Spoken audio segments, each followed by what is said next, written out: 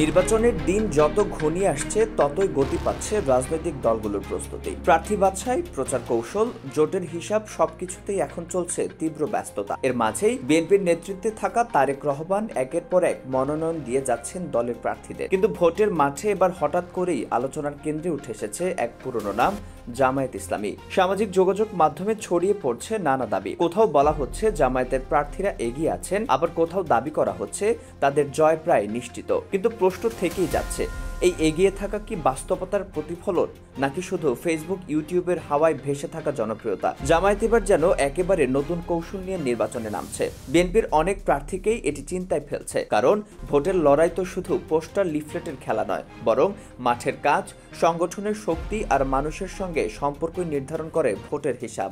দীর্ঘদিন সক্রিয় রাজনীতির বাইরে থাকলেও এবার নীরবে শক্তি সঞ্চয় করা জামায়াত মাঠে তাদের কর্মী সমর্থকদের ছাপিয়ে দিচ্ছে। এলাকা ভিত্তিক প্রচারে তারা নামছেন, সামাজিক মাধ্যমেও চালাচ্ছেন পরিকল্পিত প্রচার। বিএনপির ভেতর থেকেই শোনা যাচ্ছে কিছু আসনে জামায়াতের প্রার্থী এতটাই শক্ত অবস্থান তৈরি করেছেন যে স্থানীয় বিএনপি নেতাদেরও পেছনে ফেলেছেন। প্রশ্ন উঠছে, এটা কি জামায়াতের কৌশলগত অগ্রগতি, নাকি বিএনপির দুর্বল অবস্থার সুযোগ নিচ্ছে তারা? রাজনৈতিক বিশ্লেষকদের মতে জামায়াতের এই সক্রিয়তা একদিকে যেমন সরকার বিরোধী ভোটকে ভাগ করে দিতে পারে, অন্যদিকে বিএনপির ভেতরেও এক ধরনের অনিশ্চয়তা তৈরি করছে। বিশেষ করে যেসব আসনে বিএনপি মনোনয়ন প্রক্রিয়া শেষ করেছে, সেখানে যদি জামায়াত আলাদাভাবে শক্ত অবস্থান ধরে রাখে, তাহলে লড়াই আরো কঠিন হবে। তবে রাজনীতি কখনোই শেষ মুহূর্ত পর্যন্ত নিশ্চিত কিছু নয়। তাই এখনই বলা কঠিন জামায়াত কি শুধু অনলাইনে আলোচনায় আছে, নাকি মাঠেও তারা চমক দেখাতে প্রস্তুত। ফেব্রুয়ারি 2026 সামনে রেখে প্রতিদিনই যেন উত্তেজনার মাত্রা বাড়ছে। বিএনপির ভেতরে এখন আলোচনার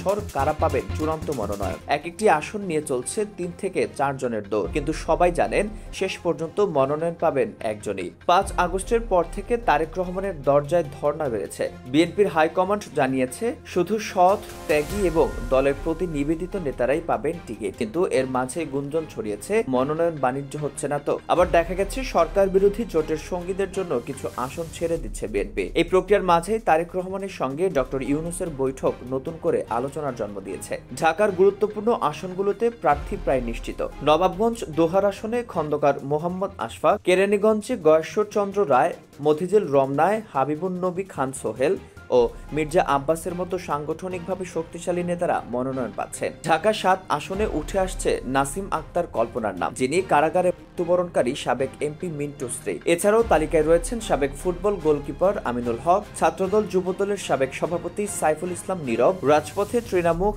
এম এ কাইয়ুম ও এস এ সাজরা। সিলেট অঞ্চলে দেখা যাচ্ছে ইলিয়াস আলীর স্ত্রী তাহসিনা রুশদিন লুনা ও আরিফুল হক চৌধুরীর মতো পরিচিত মুখ। বরিশাল, কক্সবাজার, চট্টগ্রাম ও কুমিল্লার বিভিন্ন আসনেও উঠে এসেছে চূড়ান্ত প্রার্থীদের নাম। কেউ কেন্দ্রীয় নেতৃত্বে আছেন, কেউ জেল খেটেছেন, আবার কেউ মাঠের রাজনীতির পরিচিত মুখ। এই পুরো তালিকা কেবল কিছু নামের সমষ্টি নয়, বরং এক একটি গল্প, ত্যাগ, প্রত্যাবর্তন আর লড়াইয়ের প্রতিচ্ছবি। এখন সবার নজর একটাই প্রশ্নে, শেষ পর্যন্ত মাঠের খেলায় কে জিতবে আর কে কেবল অনলাইনের ভিড়ে হারিয়ে যাবে।